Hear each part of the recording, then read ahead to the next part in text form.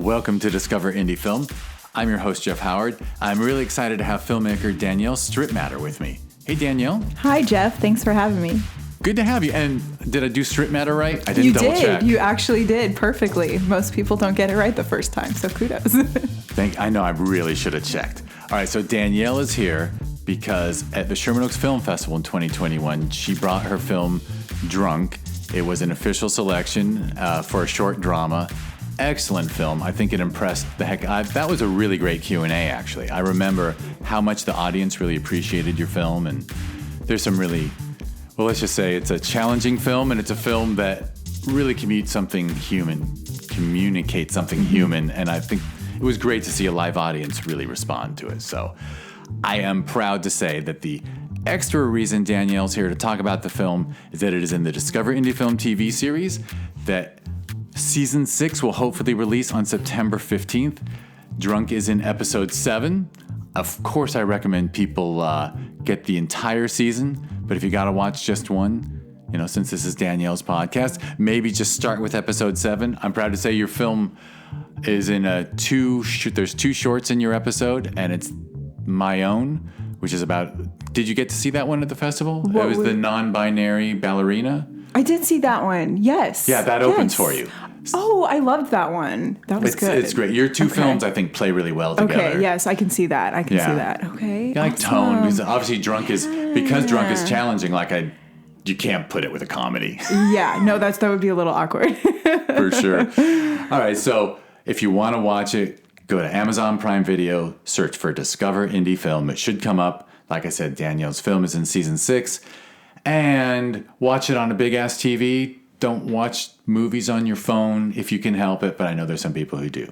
All right, so with that behind us, this podcast is, of course, about getting to know Danielle's inspirations for getting into acting, performing, filmmaking. The truth is, as I recall, Drunk, like many indie films we have at the festival, I think your name was in the credits for about probably 1/3 of the hats you wore to get the film made.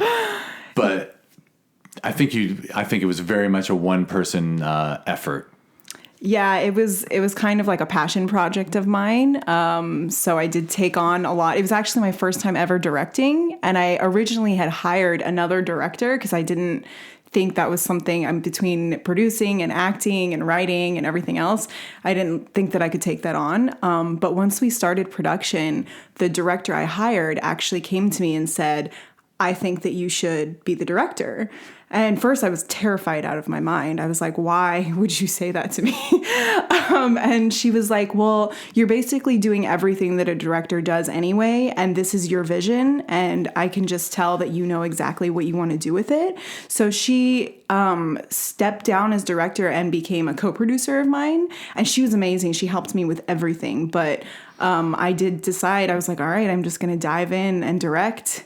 And it worked out, I guess. Truly an amazing person. That's a 1 in a million person who will recognize that and be gracious and generous and supportive, and instead of just walking away and saying this is your baby, run with it. Mm-hmm. Helped you. Yep. All right, but that's many years. Well, let's go back a couple years and talk about your inspirations. What got you into writing, performing, all this? Well, actually, I started out when I was a young teenager in the modeling industry.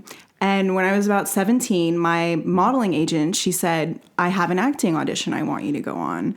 And I had never considered acting in my life. I honestly thought that modeling was the way that my career was going to go, and that was kind of everything to me. But I thought, all right, let's give it a try. And MSNBC was doing a TV movie about Charles Manson. And the audition was for one of his followers. So I didn't really know what I was getting myself into because I was only 17. I wasn't super familiar with the Charles Manson story. But I went to the audition. Somehow I booked the role, and they were like, you have no idea what you just signed up for. And so I did a little research, and I was like, oh my God, this is intense. But we spent several weeks filming in this small town in West Virginia. And it was very cool. It was like the best summer of my life, like being on that set and kind of getting just like thrown into the film world that I didn't know anything about. And after that, I was just like, I have to do this for the rest of my life. So that kind of... Yeah, what an amazing start. And with a focus on acting, or were you impressed with... It was a focus on acting. Well, all of it. I was like, I didn't know the inner workings of the film industry. So I was doing the acting at that time. And the other stuff looked kind of intimidating, like the producing and directing and writing. I thought like, wow, that's a lot. You know, I don't think I could do that. So I did start in the acting for a while. I did like some background roles here and there just to kind of get my foot in the industry and whatever was shooting in Virginia, DC, Baltimore area, because that's where I'm from and that's where I started. And then eventually, you know, I made the move to LA. I did some student films and stuff like that. And through that, I met an amazing producer and writer who I was in a few of his films, and we became friends, and he kind of taught me how to write films because it was terrifying for me. I was like, I can't do that, you know. So with his help, we started writing films together. And now we started a production company together in 2019, and that's how I kind of dove in and was like, let's make our own films, you know? It sounds like you were a creative person from the beginning, though, because you were drawn to learn how to write for this genre, but were you the kind of kid who wrote short stories and things? Well, I remember when I was in like third grade, I wrote a horror film. I know this sounds weird. I wrote a horror film on my parents' computer. I just like sat there and like, it was like a full-length feature. And my sister had found it, and she was actually kind of disturbed, my older sister. And she told my parents, she's like writing some weird stuff. And my parents found it. They were like, what is this? And they were like, no, you got to delete this. So they were like, they like deleted it off the computer. And it was so heartbreaking for me because I was like, oh no. But were you a fan of horror? Yeah, I guess I was. Again, my older sister used to make me watch like horror movies when I was really little, like Scream. I think I was like 7 years old, and she was like, let's lock you in a room and make you watch Scream. And I think I was like traumatized after that. How much older is she? She's 3 years older. 3. So she was 10 and you were 7. That's too young for both of you. I agree. I have never like looked at life the same after seeing Scream. The scene where he like attacks her in the bathroom in the school. So ever since then, every time I was at school and I would go to the bathroom, I would always look under the stall to see if there was somebody in there. So I was, less to say, I was traumatized for life after seeing that.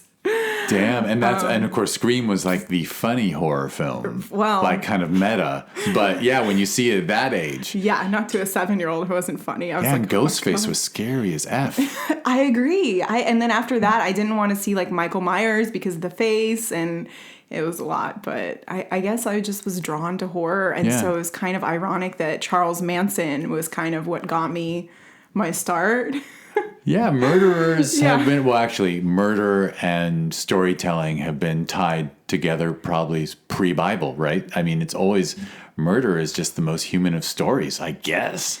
I think people are fascinated by it because it's trying to understand something that is so hard to understand. It's like, let's try to get into the mind of this person and fathom why they would do these things, because normal people don't do those things, you know?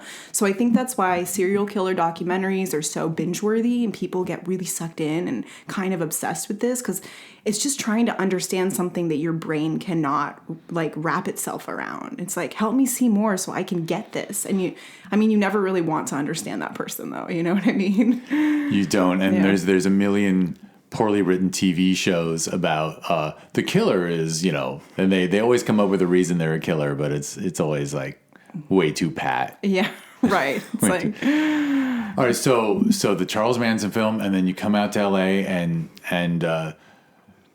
because the modeling agent, oddly enough, I have an almost son who went from modeling to acting. Really? Yeah, a story I don't have to tell, But did the modeling agent like set you up with an acting agent and stuff, no, or you started from didn't. scratch here? Yeah, I started from scratch. I kind of just I had agents here and there, but they weren't really getting me a lot of the kind of auditions I wanted. I think because I was young and blonde, they would kind of put me in this niche, and I wanted more challenging roles. So I think that was a driving factor for me and my partner, who I have my production company with, to start our own company, because he was kind of like, he has a very specific look as well. And so, you know, people put you in this box, and we were kind of sick of being put in that box. So we were just like, let's write our own stuff. Let's write the kind of stuff that we want to see, you know? So I think that, I think that had a lot to do with it. Is he in Drunk? He's not. No. He's so not. Drunk was a passion project that I kind of did on my own. Well, are there projects before Drunk that we should talk about? I didn't mean to jump to Drunk. I was just wondering if I'd met him. No. We do mostly horror stuff, actually. So our production company it's called Dead Mermaid Entertainment. That's a cool name. Yeah. Picture washed up on the sand. Yeah, it's a little bit of both me and him. He's very like on the more gothic side, and I'm a little bit more like a mermaid. So we thought it was like a perfect marriage. You are. I could have seen you getting, if you'd grown up in LA, you probably would have been playing a Disney princess somewhere along the line. Yeah, exactly. Except then I'm like, let's make some horror films. Yeah. So, Sleeping Beauty, Sleeping Murder Beauty or something. And our first feature we wrote together, it was kind of like what if it was like Beauty and the Beast, but then he kills her, you know? And that kind of is what sparked our, like, let's write this. And then we started writing that, and that took us down the rabbit hole of writing a bunch of other stuff. Which I think is cool. I think it's a great genre. Yeah. And I think there's more creativity in horror than a lot of people give credit. Especially when, like, we try to do, right now we're actually working on a series. It's a Western and it's a horror. And we're trying to make it not be so just like, oh, murder, murder, murder. We're trying to make it more be like, there's actually a story. Like, yes, there is murder, obviously, because it's a horror, but it's about the characters and their journey. And so kind of mixing that instead of just like a slasher film or something, making it like an emotional journey that people connect to, but then there also happens to be killings. Well, also you said series, right? Yeah, it's a series. So yeah, you definitely have to like build a world and build characters to keep people interested. Yes. Episode after episode. Right. It's not week after week anymore, right? No, it's episode exactly. Binge worthy. Whereas when you're just doing 90 minutes, you can just do the jump scares and you win. Exactly. And actually it started out as a film, and we had everything ready to go for production. We were like weeks away from shooting. And then it was a last minute decision that we were like, you know what? What if we made this a series? So we kind of had to scrap everything and start from scratch. And this is the first series that we've done, or that I have actually worked on at all. So it's been a learning experience of like really how to navigate that, getting from the beginning to the end, and then making everything in between interesting, you know? Yeah, it's totally different. Yes. Not completely different, but yeah, very different demands on series writing. Yes. Yeah, fascinating. And so you and he were collaborating and doing fun horror ideas. Mm-hmm. And did you shoot some stuff pre-Drunk? We did. We started our production company in 2019. We shot a film called Deceivers. It has also made its way through the festival circuit around the same time as Drunk. And it's a horror, kind of a thriller horror short film. So we started out with that, and then I was shooting Drunk maybe just like 3 months afterwards. So it was. So you had both scripts written. Yes. And I guess you can dive into Drunk pretty soon, but yeah, because I remember Drunk, you were intending to just shoot the women who are featured at the end in a way. Yes. And then you decided to tell a different story and be honest. Yeah. So Drunk evolved. But it was around the same time you were doing a horror film. Yes, it was. So to say it was like a very stressful year is an understatement, but in a good way. Yeah, amazingly, you had the instinct somehow to know that you got to get everything you can get done in 2019, right? Because it turned out you weren't going to get shit done in 2020. Exactly. I know. I was like, wow, good timing. At least we got 2 things done, and then I guess it made it a little bit easier to kind of take it slow for 2020 because 2019 was so much, you know? Yeah. So you got the principal photography done for the horror. Mm-hmm. And then you had 3 months and then you shot Drunk. Yeah. And that's after you had changed what Drunk was going to be about? Yeah. So I think we shot Drunk in October of 2019, and I started on it in July because I was shooting the other film kind of like the first half of the year, and then we wrapped and I kind of jumped right into Drunk. So the way that I came up with that is because my friend Denisha, she started a charity for domestic violence survivors called Unhushed, and I went to an event, and the survivors were speaking and telling their stories and stuff, and it was very inspiring for me as somebody who had been through that but had never talked about it, and I was feeling like, wow, all these other people are being so open and vulnerable and just openly sharing their stories, and it was inspiring to me. So I kind of thought, what if I put this on a bigger platform for other women that are out there who are kind of going through the same thing but don't want to talk about it because they don't see other people talking about it? So that's what inspired me to do it. And then through interviewing these women and stuff, it was actually the wonderful lady that I hired to be my director. Jill Aubrey is her name. She's amazing. And she told me while we were shooting the interviews, she said, you know, if you share your story to these women after they've shared theirs with you, it would mean a lot more to them.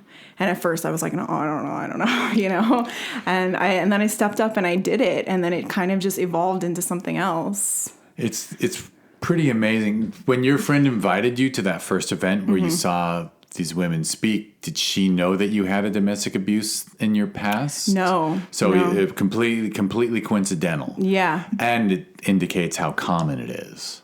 Right, because my friend who started the foundation, she's a survivor as well. And that's why she started it. And, you know, I just went to the event to support her, and then I wasn't expected to be so impacted, you know. It's just, you don't realize until you hear other people talk about it. I didn't know they were going to do that. It was actually a fashion show. So, and then it was like at the end of the fashion show, they got up on the runway and told their stories. So I wasn't expecting that. And it was like, oh, wow.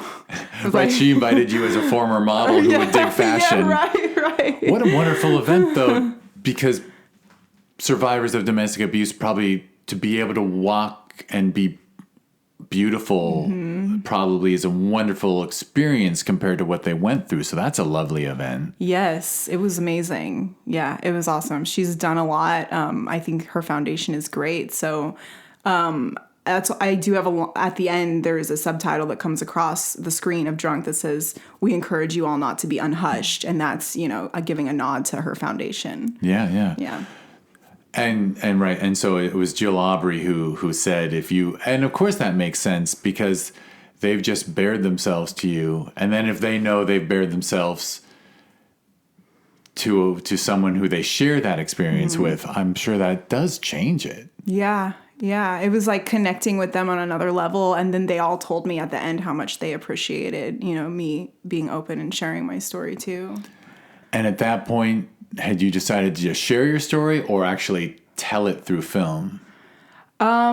I had decided to tell it through film, but I changed it a little bit because my story happened when I was a teenager and the film is about a married couple. So I just changed the dynamic a little bit. You know, instead of like if these people were adults and they are bonding over the loss of their child, because for me and my partner who it happened with, we had bonded over the loss of a parent. So we had both lost our parents to cancer. And that's kind of why we were so bonded together, regardless of the violence and everything. So I just kind of spun it around a little bit to be like, now that these are adults bonding over the loss of a child. But the abuse scenes and everything were pretty real for me. It felt, yeah. And you were just doing screenwriting. You don't have to make it a documentary. You were creative and obviously you probably wouldn't have been comfortable casting teenagers. Oh, right, exactly. And having them act it out. Yeah, no way. I mean, I wasn't even comfortable. That's why I never talked about it, because as a teenager, there's not really a lot of people who can understand, or you tell your friends about it and it can become a whole nother thing. High school is a very dark time for people. Well, it's interesting. In my mind, as a part of the American culture, I do think of it in terms of more mature relationships. But obviously, abusers don't have an age limit. Right. Right. And some of the women who I interviewed, theirs happened like in college or high school. There was all ages at the end. There was ranging from younger women to older women in their 60s who had gone through it. So it just kind of shows you like domestic violence. It doesn't discriminate against age or gender or race, any of those things, because even at the fashion show, there was men telling their stories too. And you don't expect that, you know, you just think like when you think about domestic violence, you think of mostly of women being abused by men, and people don't really stop to think that it does happen the other way around more than people realize. It happens, the other way around with heterosexuals, and it happens in female-female relationships and male-male relationships. Yes. Yeah. Mm-hmm. And, obviously, your film, the title is Drunk, so substances often bring out the worst, although some say they bring out the truth. Right, yeah. The drunk mind speaks the sober heart. Oh, my God, yeah. So tough. Yeah. Reality's tough. Yeah, and I titled it that because it was for me, and in the film, it was when alcohol was involved that things would turn violent. But it was also because of the fact that she was like so drunk in love with this man that she stayed. And the point is to see it from her point of view, that it's so black and white. People can say like, oh, why don't you just leave him? And they don't understand what it's like from the other person's point of view. Sure, you can just get up and leave, but when you're emotionally tied to somebody, you will find excuses to stay, or something abusers do is make you feel isolated and alone. So you feel like, well, there's no one who's going to love me this way, or nobody's going to understand me or believe me. And so that was another point of the film, of interviewing these women, to show that if you decide to leave, there's help out there. There's people who have been through this, who understand you. You're not the only one. Don't believe somebody when they tell you, you know, that no one's going to believe you or no one's going to love you, because that is not the truth. And when you're in love, and like you said, it would come out on occasion, but it wasn't every day. Yeah. Yeah. Yeah. I actually was in an emotionally abusive marriage for a while. I'm just kind of realizing. Wow. and I fought to stay in that marriage for a good extra 5 years. And then as soon as it was over, it was the most wonderful feeling. And sometimes when you're in it, you don't even realize it's happening, especially emotional abuse, or even for me, honestly, the physical abuse. He would make me think that like it wasn't that bad, you know? And even when we split up, it was when the cops took him away, and I still like ran after the cop car, and I still wanted to be with him even after what he had done to me, because I didn't think at that time that it was as bad as it was. And then you step out of it, and now, like you're saying, you're just now realizing a lot of the times, especially with emotional abuse, you don't realize it's happening. And then after the fact, you're like, oh crap, that's what was going on. But when you're in it, you're so deep in it, and you're just like not seeing things for what they are. And you make big ass excuses, and you say, well, we love each other. Her mom was abusive. Every once in a while the rageaholic comes out, but it's not all the time. Yeah, you just yeah, boy. They make you feel like if you had not done this, then I wouldn't have done that. And then you start blaming yourself, like, oh man, I shouldn't have. But codependency, right? Yeah. You devote most of your emotional energy into managing their emotions. I guess it's a survival technique, but. Yeah, and it's also like you said, when you love someone, finding excuses. Like you'll find excuses to stay because you don't want to be without that person. And you just tell yourself everyone's an asshole. Like you know, it's not like there'd be anyone to be nice to me all the time. It turns out there are people who are nice all the time. It's surprising, you know? And then it takes a while to learn about healthy relationships, because it's kind of like it's a pattern. Well, you're just used to people treating you that way, whether it be friendships or even family relationships. People, sometimes when you just get used to being treated in a toxic way, you allow that behavior, and then it can seep into every aspect of your life, even like working relationships with a boss or anything. And then you notice that like you're accepting this behavior because that's what you're used to. So it's hard to break that pattern. And then you realize that like you said, there are nice people. Not everybody is like this. I can have a healthy relationship with like somebody who's not going to tell me everything is my fault, or if I hit you, it's because you did this, And when you get with the nice person, it takes you years. Took me years. I was always waiting for the explosion that didn't come. And I was like, oh, my partner's not going to like fly into a rage for no reason. Like, I don't have to watch everything I say all the time. Yes. These habits last. Oh, they do. And then that feeling of it's a therapy session for me. Well, I'm glad. That's, that was the point of doing this film, though, was because if I could even just affect one person, then it's worth everything, because I didn't have anybody to sit there and say like, hey, this is not okay what this person is doing to you. Yeah, you were so young. Yeah. And by the way, you started as a model at that age, yes, right? So like he was hitting your income. Yes, this is the money maker, right? Your job. I mean, yes, at that point when you're modeling, true. Yeah, I was going through a lot because I had to sacrifice a lot when I was a teenager because of my modeling career. And I loved all of it, but it was just, I had to miss out on certain things because I was traveling or this and that. And then I had also lost my father, and then I was going through this abusive relationship. So it was probably a lot more than any 16-year-old should have to deal with. Only like a million times more than a teenager. At 16, that's way too early to lose a parent. Way too, And I have people close to me who had the same experience you did, where a couple came together because they'd each lost at the wrong age, right, too early, and you bond over that, and you're actually bonding over something might be a little unhealthy. That's why they call it trauma bonding. Which bonding. I didn't even know that was a thing until recently. I was like, oh, that's what it is. And that's why people say, don't do that. Yeah, because then there's two people using trauma. Yeah.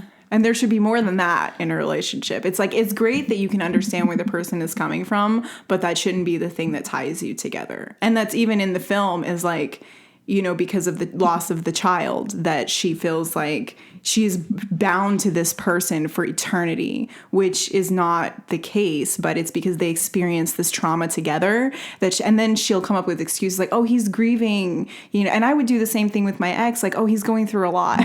Well, I'm also going through a lot. Okay. And same with the woman in the film. She was also losing a child, which her friend reminds her like, hey, you're going through a lot too. But people don't stop to think about that. It's always like, oh, he's going through a lot, or he's dealing with stuff. I'm like, whoa. And you think the trauma bond, I love that term now. I'm going to use it. I'm going to use it way too often. But that bond, you assume, well, I wouldn't want to leave this person because we lost the same kid together. Yeah. Like, who else knows how I feel about that loss other than this person? Exactly. And the answer is a lot of other human beings could empathize and understand. Mm-hmm. And you don't need a trauma bond to move forward. Fucking hell. This is why I hope everyone listening is like, this is a film you should see, because very few films get at the truth.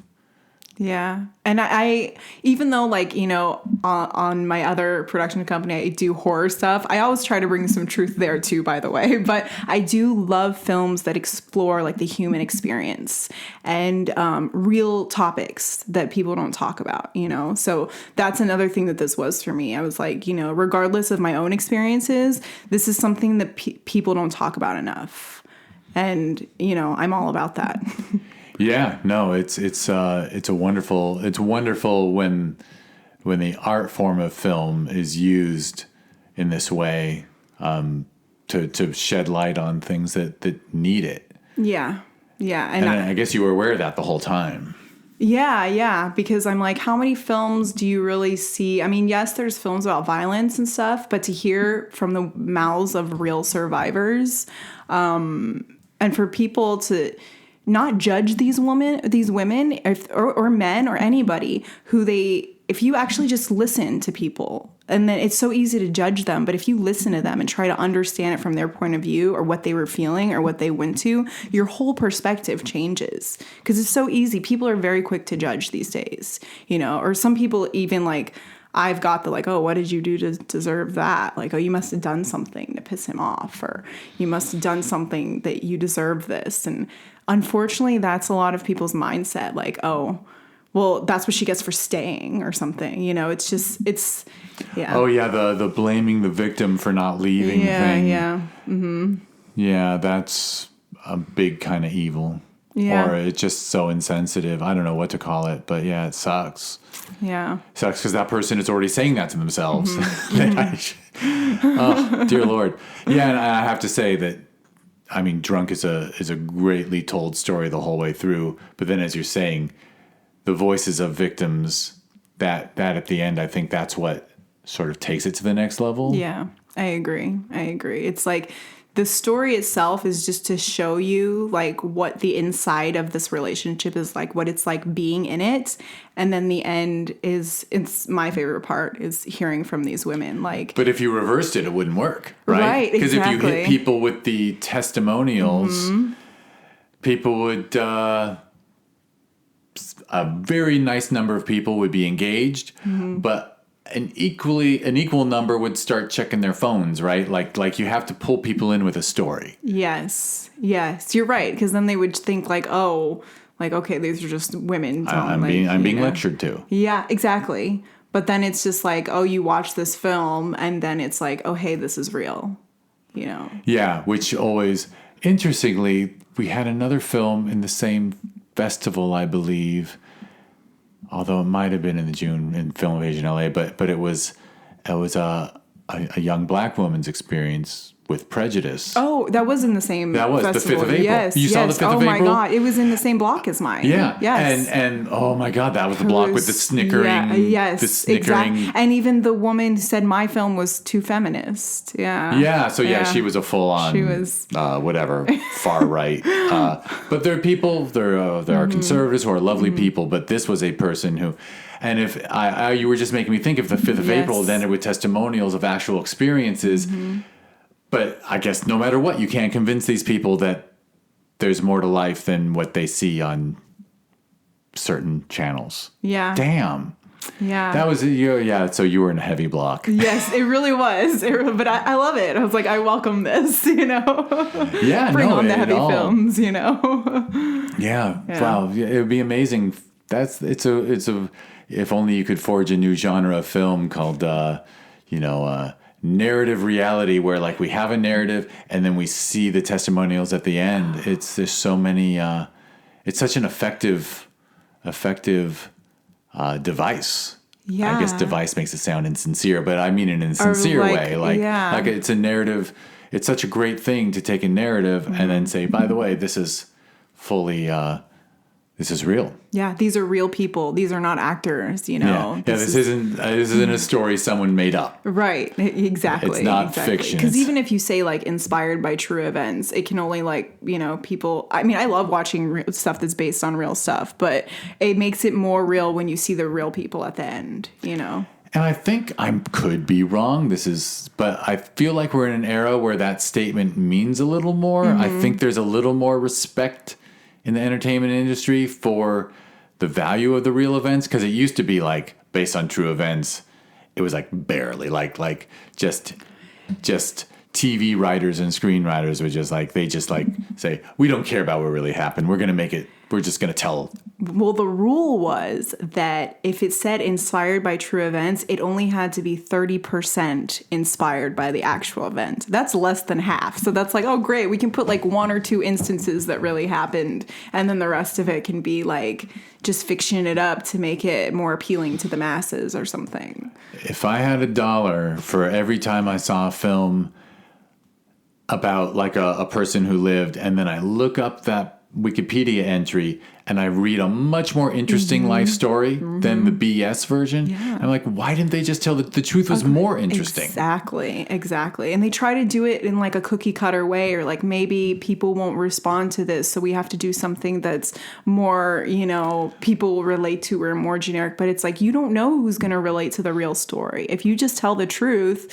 you'd be surprised, I don't mean to sound too woke, but I've always associated that with the male ego of Hollywood, that like, we know what people want. Mm-hmm. They don't want the truth. We know what they. Yeah. I always felt like that was why, based on true events, movies and TV series were always like not as. And then you'd see a documentary that was so much better. I know. And I'm one of those people who I go down the rabbit hole. If I watch something that's based on true events, it's the second it's over, I'm looking up the real person, the cases, watching like I can get sucked in. I'm like, wait, who was this person and what really happened and what did the movie miss? Because there's always a lot that they miss. Always so much. And and I'm a history nerd of sorts. So but I'm not well versed in history. I just love it. So I've read some history books as an adult, but when you watch something about history and then you read the actual history and you're like, why didn't they just fucking tell the truth? The truth was so interesting. Yeah. They also feel like sometimes people are afraid of the truth, especially I feel like when it comes with history, because they always say history repeats itself and they don't want to scare people. And I'm like, scare people, make people aware. Knowledge is power. Please tell us the truth, Oh, dear God. We should have so many documentaries and stories about the fall of Rome right now because democracies can fall. Just saying. Don't tell people that. I'm talking about Hungary. Yeah. I'm not talking about Hungary, but although it is happening there too. Yeah. Yeah, crazy. I know. All right, so you told me before we started recording that, you shared that you shot drunk towards the end of 2019. Yes. And then, but I happen to know you had it ready to go to festivals. You locked picture and sound and everything in early 2020? So February 2020, the final cut was ready to go. And I was ready to dive into that year. Oh, we're going to hit the festival scene hard. This is going to promote this. And then, COVID happened. And I made the choice to just sit on the film for a year because I didn't want to do the virtual festivals, because I know a lot of people did that. And I'm glad that there was some form of festival happening and that it didn't just shut down altogether. But for me, I wanted the networking, the in-person experiences of meeting other filmmakers and watching their films and getting to meet the people who made the films and the Q&As. And I didn't want to miss that. And I didn't want to cheat myself of that experience. So I held on to the film for a year and I waited till things started opening up. And most of the festivals were around the time of the Sherman Oaks Film Festival that they started doing in person. So it was even really towards the later end of 2021. So it was kind of a year and a half that I was hanging on to this film. Yeah, because it was always unsure, right? Because we never knew when another wave would hit. Yeah. I know with Film Invasion Los Angeles, that was June 2021. Obviously, June 2020 was wiped. Yeah. Although people who submitted to it, we were like, oh, well, it's March 15th. We'll be fine by June. I will. Yeah, we'll be back at the theater by June. And obviously none of that happened. And then, it was really close to opening up for that June date, but we just didn't know what the county rules would be. And you certainly didn't. I'm fine with masks, but you didn't know. Yeah, festivals didn't know if there'd be a 25% seat limit, enforced by cities or counties. True. And how much fun is it for you to have your film screen and we would have to be sorry, we can only sell 25 out of 100 seats. Exactly. That would affect the festival experience. Yeah. No, and for me, I love festivals because I did them a lot as an actor. And it was always just love to be in this environment around like-minded people. And then for me, it's mostly about talking to the other filmmakers about their filmmaking experience. And so I was willing to wait. I was like, I don't care how long I have to, I'm going to wait, on this. And even towards the end of 2021, some people still were doing the virtual thing. That's because they learned it was so much more profitable. Yeah, that's true. Easier too. Not renting that theater was, I admit, the first one back, when I knew we would be back, I was like, oh shit, I got to go through that again. Yeah. Like, cause it was pretty chill. I admit, as much as I love public events. I kind of do. And obviously I really enjoy being the guy at Sherman Oaks Film Festival. But like the festivals where the whole thing was me sitting in my little office on Zoom, that's pretty sweet to like do the festival and then turn off Zoom and then sit down on the bed and watch TV with my lady. Like that was pretty cush. I don't blame you. You have the sweatpants going on down low and the business shirt up top, and then you don't have to drive and find parking. Like I see it. I see the pros. Yeah, I see. Yeah, it was a very, but the experience is not the same. Yeah. I'm very. You answered the question. I was going to ask if you were how familiar you were with film festivals, and it sounds like you were as an actor. Yeah. And by the way, I'll add. Of course, I appreciate filmmakers like yourself who would come to other people's screenings and watch other films, but also praise to you as an actor because, I mean, sometimes I don't understand why like a film, like, you know, a locally shot film will be at Sherman Oaks Film Festival and like it'll be the director and none of the actors come. And I'm like, why wouldn't the actors want to come see their work enjoyed and meet other people and talk to other collaborators, you know? I mean, you know, you might just, you know, you're in a block of, and by the way, our blocks are small, right? Our blocks are like 3 to 4 films, not 8. Right. But, you know, you might meet a director who wants to cast you or something. Exactly. And when I was going as an actor, I will tell you this, most of the time, 90% of the time, I was the only person from the cast that would come. And I would go to every single festival. Every single one. I'm like, oh, it's going to be a festival? I want to come. And normally it'd be me, the producer, the director, and that was it. Isn't it funny? Yeah. I can't wrap my head around it. I mean, and also when I first started out acting, I don't know if it's because I'm not from LA, but growing up like in Virginia and like small town, like thinking about having my film starring in a film that's in festivals in Hollywood or Los Angeles, that's a huge deal to me. I didn't even think at one point that I would get there. So when that started happening, I was like, oh my God, it was amazing. Like, why would you not want to go? For me, I was just like, how would anybody intentionally miss this experience? You know? I don't understand it unless but I do know there's good and bad festivals. I assume you've been to ones that were less enjoyable or less opportunity to actually meet people. Yes. Sometimes they just shove you in the theater, shove you out, no discussion, no Q&A, and then like you have to actually grab, and then you don't even know who directed, right? Unless all the directors stand in waves. I've been to a festival, like literally they just ask people to stand up in the middle of the audience and wave. I've seen that before, yeah. And then you can talk to them in the lobby if you want. Yeah. Like, what the heck? I know. And then I've been to ones that there's like 3 or 4 people in the audience, and they're like, that's it. Tough. Yeah. And this was pre-COVID. Tough. This was like when life was normal, and it was still like nobody was coming. A lovely filmmaker from, I'm doing the American thing, Norway or Sweden. Damn it, I can't remember. I think it's Sweden. But she came out for the Marina Del Rey Film Festival, and they showed her film in an international block at 10 a.m. on a Monday. Oh, man.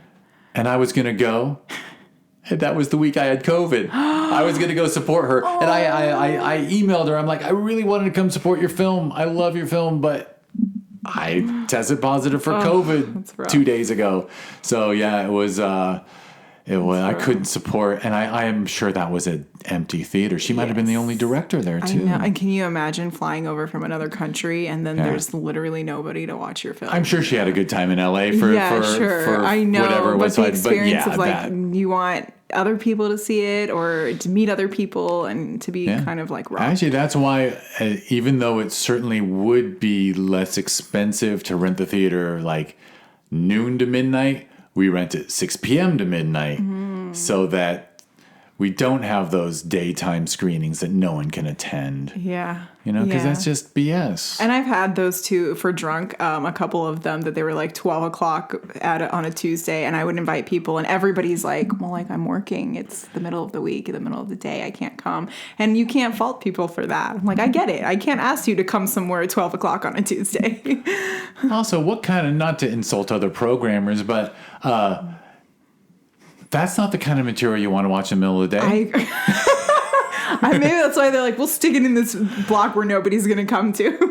I don't know. I mean, some festivals have, I guess they'll show everything twice, so maybe there'd be an evening and a day, but that's rough. Yeah, it was. I know. Daytime weekday is just like, that's just like a... Yeah.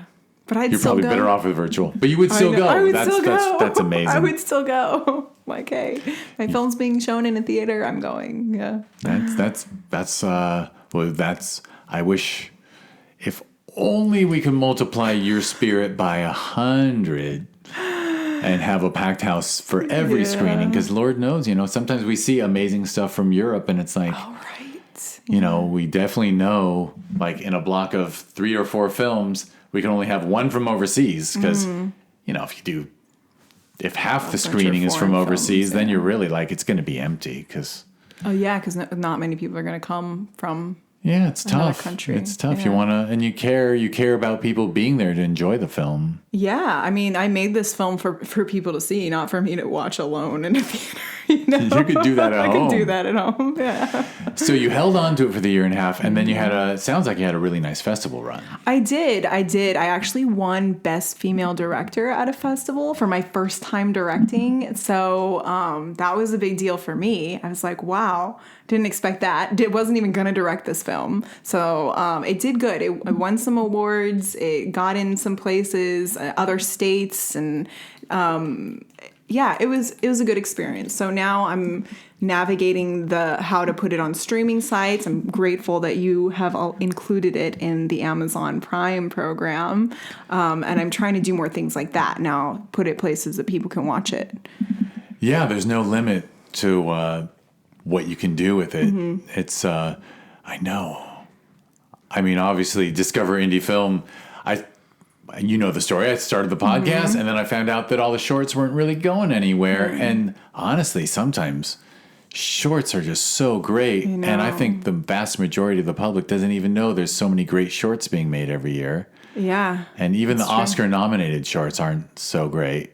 Honestly, like there's like a top 10 and then the 5 nominees. And they're usually every somebody year, famous. there's like 2 great ones. Yeah, there's always a face. But every year there's like 2 that are amazing and then 3 that I'm like, oh, I could have subbed in. Like, I've seen better films than those in the last year. And it's just kind of a bummer because, it's politics and things. I know. But there are so many great films. Like when the film invasion that you allowed me to be a part of and watch the films. You were a member of the Filmmakers Board. Yes, that was an amazing. I can't thank you enough for that. That was so cool for me because I watched as many as I possibly could, and then I would tell people about them. Like things would come up and be like, "Oh, I saw a short film that," and then it was just like, everyone should see this film? And so so you're like me. You're like everyone. When you see something you love, you want people to see it too. Yes, I was like, oh my gosh. There was one. It was My Friends the Plants. That one I was obsessed. I think everyone I told, they were like, I want to watch this film. I was like, you should. Everybody should watch. There was a bunch of great films, but that one specifically, I just thought it was so unique. Everybody I told about said they wanted to see it. So I'm like, I wish that people could have access to more short films, For sure. It's funny. My Friends the Plants, I'm still hoping to get in the series. I think that's Christine Chalotzi. She's doing... She's very cool. And I think she's scheduled to do a podcast at some point, but I don't know if I think she's, not everyone jumps at the series, but they should because it's not exclusive. And, although she joined the Filmmakers Board too. Oh, great. Oh, so she got to watch Actually, My films. Friends the Plants played at noon the day that you saw that guy's sci-fi feature. Are you serious? Oh. Yeah, she was at noon and he was at 4 and there was a 2 p.m. in between. Yeah. And My Friends the Plants had actually been in Sherman Oaks. Oh, nice. And then she submitted again for Film Invasion and it was smart. virtual. I should have done that. I normally discourage it, but because there was a virtual side, I was like, right. Normally, I'd like, if you had submitted drunk and didn't want to be virtual, I would have said, well, we'll just refund your entry fee. Yeah, that makes sense. Yeah, but totally memorable. Yeah. Totally so there's just some short film. films that there should be like a short film channel on TV that people can just cable, get it in there. I mean, you're saying that to the person who's doing a series. I know that they're uploading to Prime, and I swear to God, like all the time, Vimeo hits is this worth telling you? Vimeo hits me all the time for their OTT, where over the top. So you create an app on like smart TVs. And I was like, should I do a Discover Indie Film? But it would cost a ton. And then and then you face the challenge of like, how do we get people to discover it? Like, exactly. And the worst part is we don't have a niche because it's just, our niche is quality short films, and there's drama and sci-fi and comedy. And I've hit up other streaming services like the AVOD ones. I guess I won't name them, and their first response is, "What are they all horror shorts?" Because if it was all horror, which nice to hear you're doing horror when you're not doing drama, but can you believe they just are only interested in horror and like the Discover Indie Film thing on Prime? We got up to like 10,000 viewers a week, and then unique viewers, and then they pushed us to no longer be included with Prime. Mm-hmm. Yeah, but that's proof that like people will actually watch good movies if you put them out there and you slowly let those word of mouth spread. So yeah, and if you make it accessible, because if they make it hard like that, they're like, oh, we're pushing it out of Prime. It's not, it's harder to get to because you have to actually make an effort or see it somewhere. Somebody has to tell you about it. But I just feel like it should be more readily available. Well, my word, my Scout's honor word to the world and to Danielle is if I'm ever independently wealthy and can afford to like just burn $20,000 a year, there will be a Discover Indie Film smart TV app that'll just be loaded with amazing shorts. Great. I'm holding you to this, Jeff. Really, if only I had 20 grand that I could Once not I hear care that about. you like hit the lottery or became like super millionaire and be like, remember your promise. I would. I wish. Oh my God, it'd be so cool. We've got it recorded. If only I had.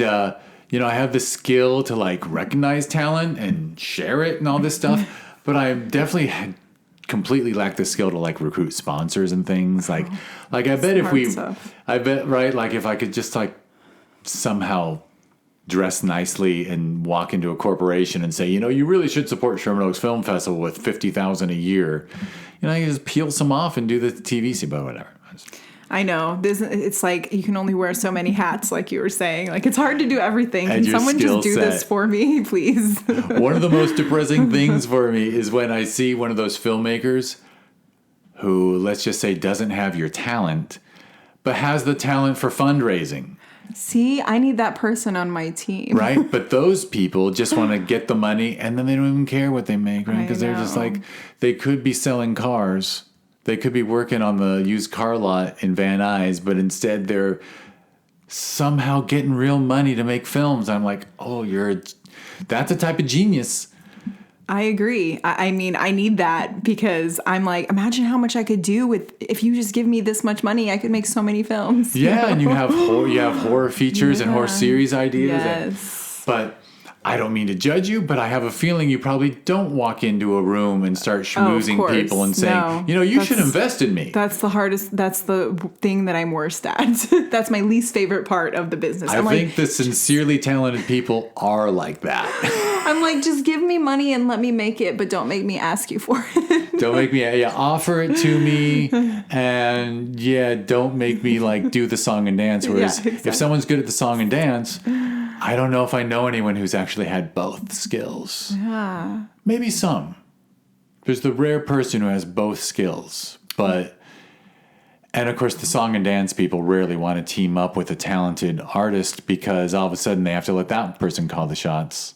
And that might have a lot to do with it too, because something I've learned like doing the series and talking to people who are like, oh, well, if we get an investor, they're going to want to take control. They're going to want to change a lot of things. And yes, I totally understand that, especially with a series. And when you start pitching it, whoever picks it up, they're going to want to change things. But that's the challenge as a creative person is you get kind of attached to your project. You're like, this is my baby. And then if they change it too much and then it's unrecognizable, it's a relinquishing your creative control thing. It's like the people with the money, then they will have the control. It's a mentor of mine in the 80s. He was like, you should always respect the person who put the money together. He's like, you got to respect that person. But sometimes they're just assholes. Somehow the assholes are rich, though. Oh my God. Oh, we can't even go there, but that's another podcast. I might, when we stop recording, I might try to put you together with someone I know who kind of does all right with horror. Really? Maybe. And he's not an asshole. Oh. Yeah. It's the best of both worlds. Yeah, he's actually just a super talented cinematographer and then director and stuff. Oh, amazing. And then he's always looking for material. Yeah, well. And I don't think he'd be... I'll share it since I'm going to share this with you because I think you can retell this joke. It's about the producer and the writer. They're crawling across the desert, dying of thirst, and then they see a pond in the distance, and they crawl up to the pond, and as the writer is putting their hand in the water, about to lift it to their mouth, they see piss hitting the pond, and they look up at the producer, and the producer says, "Don't worry, I'm making it better." Oh my gosh. Wow. And that was always my experience with producers would read a script and say, "Can you just change this one thing and it'll make it better?" Yep. And it was the equivalent of they just want to piss on it, so there's part of them in it. That's so true. And that's why I try to be the writer and producer both. And my whole team that I am working with, so my partner and I have partnered with another production company to do the writing and producing a part of it, and we're all kind of four of us writing it together. So that's like we all want to produce it so that we kind of don't let that. We're like, well, we can only make it better because we wrote it, Well, and it's kind of an exciting time. I mean, it's funny. Sometimes things need someone to come in and rewrite, but when there is something special about that original vision. Yeah. But it's kind of an exciting time, right? Because equipment is attainable and like people can make things look really good now. I mean, Drunk looks completely professional, Thank you. And I assume it didn't cost you a jillion. We had a crew of 6 people. Yep. 6 people did that. So I'm pretty proud of it for the way it turned out. And when I tell people that and then I show them, they're like, "Oh, wow, it looks way better than I expected." Like when you told me what you were doing, I was like, wasn't expecting it to be this professional. Oh, it looks great. And your gaffer did right by you with the blue and red flashing lights, right? Like I'm sure people's memories, they might tell you had a police car in there. Yeah. And we originally were going to get one, but the budget didn't call for that. So we're like, all right, how can we fake this? And I think it worked. I'm like, it gave us, you knew it was a police car. There we go. So that's all we wanted, was that people to know what was going on, and you don't need a close-up of it or a zoom in on the police car because you get the idea of what's happening, And we've all seen, it's right. That's even a Tarantino lesson. Like what happens off camera is as memorable as what happens on camera. Yeah, for sure. And you have to get creative when you don't have a lot of budget. That's something I've learned. So now with the series, because we're actually going to shoot the pilot and use that to pitch, but we're going to do a crowdfunding to try to get the proper budget, because when we had it just as a film, we had to cut a lot of corners when we were like, okay, it's a Western, so that in itself takes more because of the set and the props and all that kind of stuff. So we were kind of cutting corners, like, oh, we're not going to get horses or any of this because we can't afford that, and it makes the insurance more expensive and that kind of stuff. So now that we have changed it and we're doing the pilot and we're doing crowdfunding, we're like, well, hopefully we can raise enough money to where we don't have to cut those corners now and actually make it the way we want to make it. But it's all about money. I'm like, give me the money and I'll just be amazed what I can do. It is a tough thing. I know for some reason you reminded me of the story of like Monty Python and the Holy Grail, where they just couldn't get horses in the budget, so they walked around hitting coconuts together. That's what we'll have to do. Just recreate. Sadly, you're not doing comedy. Comedy allows very entertaining cost cutting, but so everything else you've got you've got to hide the cost cutting from the audience. Oh, that's a good point, though. Maybe I should start writing comedies, because then I could really make them cheap. I'll say I love horror comedy, like horror films, because I think laughing and jumping Right? Shouting. That's the reaction to something scary and the reaction to something funny. It's both an involuntary reaction. That's a good point. Yeah. That's funny. I'll have to keep that in mind. Horror and comedy. Yeah.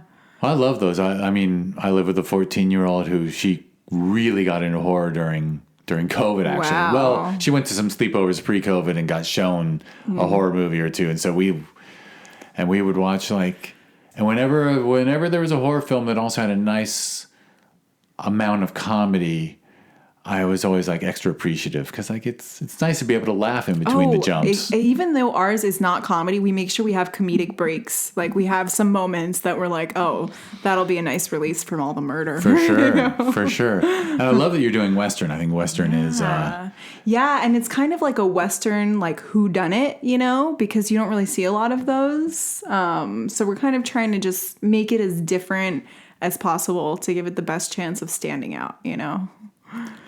I'll recommend you. Oh, I won't be able to remember what episode it's in, but in I think season 4 of Discover Indie Film, there's a Western called Shoot 'Em Dead, and a couple of silly guys who live out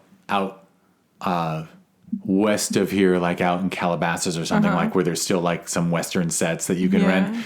They did a bullet count joke film. It's I think it's 3 minutes long, but it's just basically a shootout where everyone's 6-gun fires 100 times. Oh, that's funny. And they all miss. Exclusively miss, no matter how close they are. So it's very funny Western. Oh. Westerns are prime for humor. Yes, they really are, but not as much for horror. Yeah. So enter my new series. Yeah, for sure. Yeah. Yeah, I can't think of... Well, I'm not that well versed, but I know I've seen they've tried to mix sci-fi and Western. Yep. Yeah, that happens a lot, cowboys and aliens type of thing. Yeah. Yeah. So, I mean, we're just trying to do everything to not be cliche, when it comes to the Western. So if we were writing a scene and they were like, oh, no, if I can think of a film where I've seen that, then we're not doing that, So, I mean, it's great to take inspiration, but you have to make it your own. If you just try to, then it just ends up being I've seen this whole thing before, So we're trying really, really hard not to make that happen. Yeah. Well, as someone who watches 1,200, 1,500 submissions a year for 2 festivals. Oh, I love hearing you say you can be inspired, but you can't just make something we've seen before. Exactly. Because when you're if you've seen it before, it has to be perfect to be worth watching. Because, Or it can be a direct, inspiration. Obviously, we're doing it from this film, you know what I mean? But, yeah, you got to make it your own. That's what makes things stand out. I think all the series that are successful these days they're kind of weird in a way, like Stranger Things, for example. Or there's a lot of references from other films, like The Blob and different things. I've watched some old films and I'm like, oh, this reminds me of Stranger Things. And you can see the influence, but they've put it together in such a way that it's it's its own thing now, Yeah, influences can lead to something original. Yeah. Yeah, I mean, even look, Star Wars was a Western with some World War II movie elements and some pirate. And I was watching scenes. that movie Predator the other day, and I was like, this guy looks like Darth Vader. So I was like, maybe there's some inspiration. Predator is, for sure, when his mouth is closed, it's kind of helmety. I'm he definitely was giving me Star Wars vibes. You were watching the original Predator? The one with Arnold Schwarzenegger. Yeah, that's the original. Yeah. Yeah.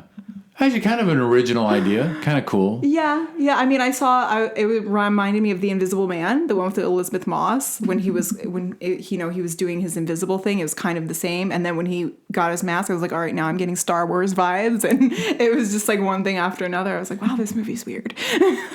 It is weird. I like what you said about now it's kind of weird. Mm-hmm. They figured out that we need original stuff. And so they're allowing more and more weird stuff on TV because, when I grew up, they just gave us the same old shit over and over and over and over. I mean, yet another stand-up comedian with a wife smarter than him and some smart aleck kids. Yeah.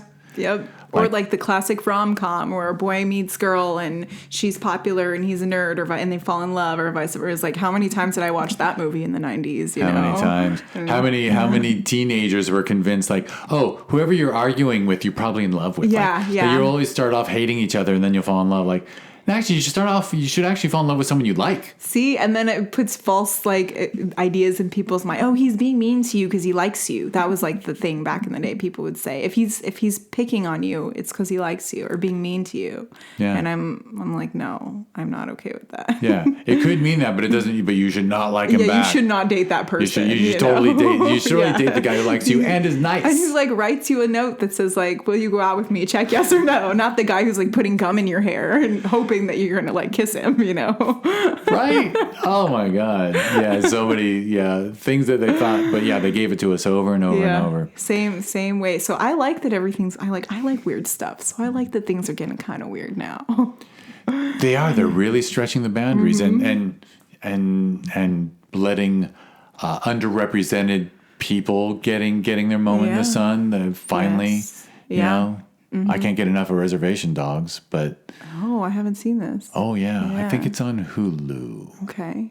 I think it's on Hulu. But life on the reservation, like, done accurately by people who grew up there. Right. Yeah. No, and I like that they're getting people's more authentic experience instead of just like, let's hire someone who could do that. Or why don't you hire someone who has done that or knows about it? I know. It's hard to explain to some people that it's not that there's anything against white males. Mm-hmm. It's that, I've seen white males tell their stories now for the first 50-something years of my life. And so when you tell a story, like Drunk, it strikes me as an original, fresh film that needs to be seen. Maybe more so than another film about a guy who has a crush on his neighbor and has to figure out how to talk to her. Like, I've seen that a couple times. There's lots of white guy films in the festival every year. Yeah. Just they have to be original. And, there's been a lot of white guy stories told. Just saying. I'm not saying white guys are not persecuted. They're just, you just have to be original. Yeah. And I like things told from the perspective of the human experience. Like another thing that I've been doing lately, I've partnered with this author. Her name's Elizabeth Martina Bishop. And we've been collaborating to turn her books into screenplays. So the one that we're working on right now is about a homeless man and his journey to homelessness. And it's kind of like everything's from his perspective and then you see how society and people treat him when he looks one way. Versus as he gets deeper and deeper into his journey and totally transforms and like down the homeless path, and how people treat him then, even though he's the same person, but he looks different. And then it's just interesting because people see homeless people on the street and they don't really think twice about it. But then if you think about, well, like, let's tell a story of how this man got that way and how he feels and then how people treat him. So that's another kind of the human experience thing that I love to do. That's yet another very important film because, everyone looks at the homeless as they are unhoused. Yeah. And not really considering the path there. And everyone assumes drugs, alcohol, mental problems. And that's not everyone. Yes. And we address this in that film. That guy talks about like people call him a druggie. And then he's like, you would assume that that's how that got me here. But you see that actually isn't his journey at all. He doesn't even do drugs. He never even did drugs. And it's just like, it's easy to assume when you see people are like, oh man, go to a homeless shelter. Or like, nobody tries to understand. It's very, again, like with the thing with drunk and domestic violence, it's quick to judge, but you don't think about their perspective. So that's what we're trying to do. And the unhoused are the people you see might represent that, but I think there's more unhoused people in LA living in cars right now than under the, you find we're assholes because we drive by in our halfway decent cars through a freeway underpass and you see 20 tents lined up and you judge them. But there's a lot of people you don't see. Yeah. Tons. And they're going on job interviews as often as they can while, trying to not look like they're their nice clothes are in the back of their Honda in a parking lot. And sadly, since COVID, the homeless population has just increased and increased. And it's not that these people aren't trying. It's just that we live in a society that makes it very hard to try. Even when you are trying, it makes it very hard to succeed. It's not that easy, you know. And you are showing me and everyone who can hear this, and hopefully it's lots of people, that you have a very deep side. And to me, deep's a compliment. Thank you actually, I mean, you care about people and telling their stories more than just, I can tell your goal in life isn't to just have a series of hit films and I've met people, not through the festival actually, but like people in LA, especially when I was younger, were like, I just want an office on a studio lot. You know, they just like want to drive a fancy car on the lot every morning and then like look through scripts and feel like a big shot. Yeah. Sure. That's the goal. A lot of people have moving here, or the vision they have. And I mean, it works out for some people and that's great. But I kind of feel like if you get into this business for the wrong reasons, there's maybe not so much longevity or not so much happiness, you know, like you can get all those things, but then at the end of the day, like, and then what, you know?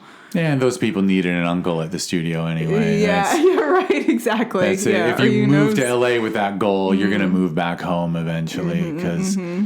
But your goals are not just to tell your own stories and write cool horror movies that you're proud of, but also, so did you read this woman's books and then contact her about adapting them? So we met at kind of like an expo, and she told me, you know, that she was looking for somebody I told her I was a screenwriter, and she told me she was an author and that she was looking for someone to turn her books into screenplays. So I told her, you know, contact me. And, you know, a lot of times you meet people at those things, you never hear from them again. But she did. She called me and then she mailed me a big box full of her books. And she said, read them and see which ones you connect to. So this is the second one we're doing. The first one we actually did was a story about cancer. And it was about this girl who meets this guy and falls in love with him. And then she finds out he's dying of terminal cancer. So she has to decide, do I get out now or do I stay with him until the end? You know? So we did that one. It actually had 100% success rate in the festival circuit as a screenplay. So it's been doing really well. So we're trying to, you know, find funding and get that made because that would be great. And then now we're working on the Unhoused Journey one. So that's our next thing. So yeah, it's been a really cool partnership. Like as a screenwriter, I was like, oh my God, what more could I ask for, you know? Yeah, that's great. Yeah. And I mean, anyone who's done screenwriting knows it's awesome to have source material. Right? I mean, sometimes if I'll take the dialogue directly from the book and then turn it into it's been pretty cool. Again, a new experience. Like the series has been something new. This has been something new, and I'm loving all of this stuff. And you were hitting an expo, so once again, you're putting yourself out there and you're out. Engaging with the world just like you do at festivals. Yeah, and a lot of times you do that and nothing comes out of it. So to have something like this that actually came out of it, I'm like, oh wow, this is why you do this kind of stuff, because you just never know, you know? For sure, for sure. Well, so I think are we up to date? Is anything post-drunk? Funny thing to say, post-drunk. Post-drunk. Post-drunk's festival run that you'd want to mention, or? No, I think right now the main things is my series. It's called Vicious. So when it does come out, shameless plug right there. Hopefully we get on some good streaming platform and people can see it. But, you know, we're still in the very early stages. But yeah, that's kind of my baby right now. Yeah, and you're crowdfunding for it. Yeah, we're going to do a crowdfunding. We're going to shoot like a little trailer and then just do a crowdfunding and see if we can hit the goal to make the pilot we want to make. Right. And right, so you shoot a trailer, so it'll be like clippy. Yeah, a little trailer to kind of give the people an idea what it's going to be about, you know, see what they're signing up for. And then we have kind of like interview videos with the directors and producers, and then we're going to just see what we can do. But we're going to find a way to shoot this pilot and pitch it. Cool, yeah, and I mean, there's pilot sections at festivals now, right? Yeah. So you can get it out there. Yeah. And, I don't know. I would like to think that a pilot that plays at, 10, 15 reputable festivals and wins some awards should get a little more love from the crowdfunding world. But I honestly don't know how the world works anymore. It's such a hit or miss. Like some people just like know people and hit the jackpot, but we're total indie filmmakers who are just trying to make things happen. So we don't have any, Hollywood high up there connections that we're just doing this as people, creative people who are trying to tell a story. So it's you never know where that journey takes you. I applaud you. I think it's the greatest. And of course, I'm very biased in favor of indie people like yourself because I don't know, I feel like you're making stuff for the right reasons and nothing. I mean, this is a golden era of sorts because weird stuff is getting to us through streaming services, but I also think that's kind of taking a turn, right? Like Netflix is already, and then like now that they finally aren't gaining subscribers, like they're saying, well, we're going to do more reality programming and we're going to do more repetitive, more Squid Game, more this, more that. And it's like, oh, so the weird stuff is going away. I mean, just like they used to be a great place to watch indie films you never heard of. That's true. You're right. Now they're getting a little more mainstream, but the good thing is that now there's so many other streaming platforms and people are really branching out. I know people that have all the platforms. They have platforms I've never even heard of. And I'm like, oh. And so I'm like, all right, there's hope. People are out there watching stuff. They are. Yeah, for sure. And yeah, my God, I certainly couldn't make it happen, but Lord knows if there was a streaming, well, if I did the Discovery New Film platform, first have to win the lottery and or develop the skill to raise money. but if that were out there, I mean, to cancel one of the main services that's mostly used to watch old sitcoms, right? To watch fresh new stuff made by people who are making it for the right reasons, man, that'd be awesome. You never know. Things are changing. All 10 fingers are crossed. Yeah, thank you. Right. I can use it. Well, now time to wrap up. So do you want to name, is there a website that people can follow what you're doing or the social media? I have my Instagram. I mostly just post about work stuff. It's at Danielle Strit00. I also have a Twitter, which is the same handle. So yeah, those are what I mostly use and just posting my work stuff. And I'll put that in the show notes. Yeah. So, it'll be fun I think almost everyone listens to podcasts on their phones, right? Yeah, that's true. Like, I don't think people use the web. Maybe some people do, you never know. It's in the car, right? It's for commuting. So yeah, I'll have links to that, and good for you. There's Danielle Strit. For those who don't know, DanielleStrit 00. Yes, perfect. 2 zeros at the end. That doesn't mean you were born in the year 2000, does it? No, I don't know why I put that there. I just sounded fine. No, it has no meaning. I'm just gonna say. I never ask people to go to my personal Instagram, but it's Hefe111 just because. That's hilarious. Because I was early in my web life, I was just Hefe at AOL.com. Yeah, I still might have that, but then when I switched, I had to add 3 ones. I just figured if I have 3 ones, I'll always get it. Whereas. That's true. Have you ever seen that movie Chef, where he has Hefe tattooed on his hand? I didn't know he had Hefe on his hand. Yeah, it says Hefe on his fingers. The John Favreau. Yeah, Favreau. That was a great little film. And it says Hefe on his fingers. If you ever watch it again, look, it's pretty funny. Jefe or Hefe. Really? On his finger. Oh my God, I had no clue. Yeah, I missed that. Yeah, I'm just sharing because Danielle and I have a nice rapport. No one else cares. But I was bused to an all Latino school for 5th and 6th grade. And so all the Mexican kids called me Jefe. Oh. So Jefe became my nickname. Smart. Okay. And it's lasted. I didn't even know it meant like leader until I was like 5-10 years later. Thanks for the nickname. It's how when you grow up in LA and you go to an all Mexican school, people look at the name Jeff and say Jefe. Jefe. That's funny. Well, and then I did it phonetically, and then I added 3 ones. Yeah. So if you want to see pictures of a guinea pig or my vegetable and fruit garden, you go to Hefe111 at Instagram. The guinea pig is very cute, by the way. Chester's adorable. He's very the best. Cute.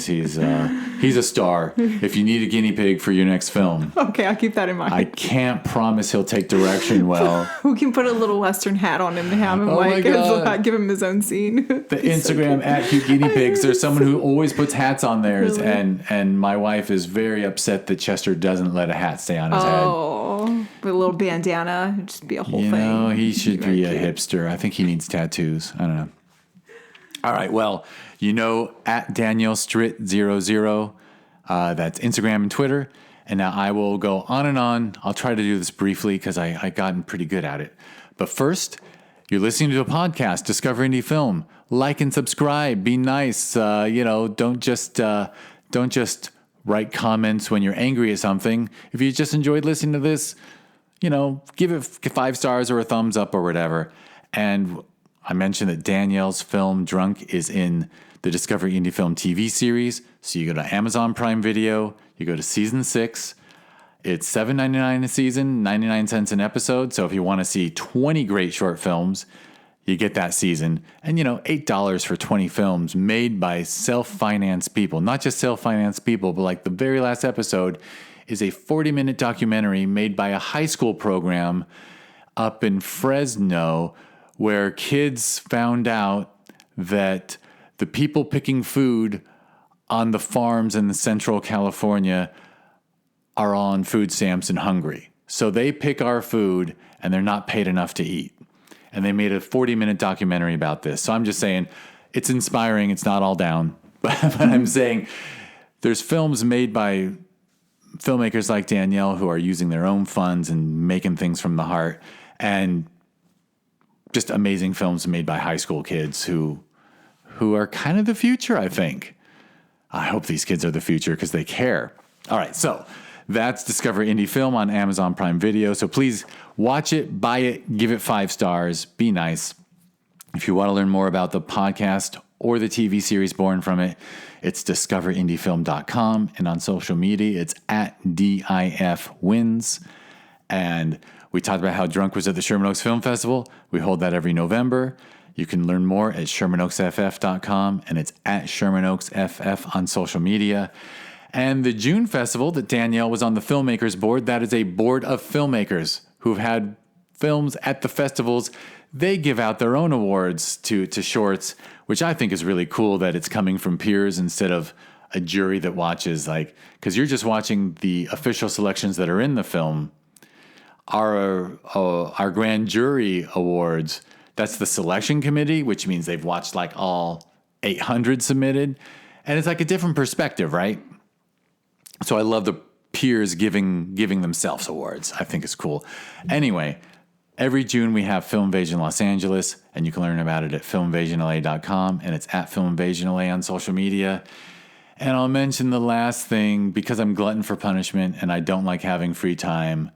You can just check out at THC Cinema on Instagram or Twitter or Facebook, or go to thccinema.com. Whatever I mentioned, I watch all these films that get submitted, and some are really good to watch high. So on April 20th, on 4/20, we rented the theater and we watched a bunch of great, an hour and a half of amazing shorts to watch high. And it's legal. Everyone's over 21 and they took their substances as they wish. You should always be careful with substances, but if you can enjoy weed responsibly, you should enjoy it with THC Cinema because, I don't know. I don't know why I feel so bad explaining this, but you're laughing, so I guess you think it's not the worst idea. No, it's not. I mean, it's for LA. I think it's a pretty good idea. It's a pretty good idea. Obviously, it's all comedy or visually stunning stuff. We're not watching the heavy dramas. No, we're not watch Drunk there and shock your mind while you're all high. The funny thing is I did it once, lost money, and I was like, okay, it was a one-time thing. I'm going to be done with it. And everyone who was there that night was like, you have to do more. You got to do more. So keep your eyes on thccinema.com. There will be some cool shit happening. All right. Okay, well, thank you for having me, Jeff. And I was about to thank you. Well, I'm going to say your full name again, Danielle Stritmatter. Yes. So people know the name so that, knock on wood, someday you'll be a big shot and then like your fans will go back and they'll hear you when you're on the festival circuit. And that's kind of the purpose of this, right? It's we're locking in a nice interview while you're a filmmaker on the festival circuit. Yeah, put it in the archives. It's in the archives. All right. No. Thank you for everything you do for filmmakers, by the way. Just plugging that in. Thank you. I just appreciate the films. So thank you, and thank everyone for listening. Thank you, everyone.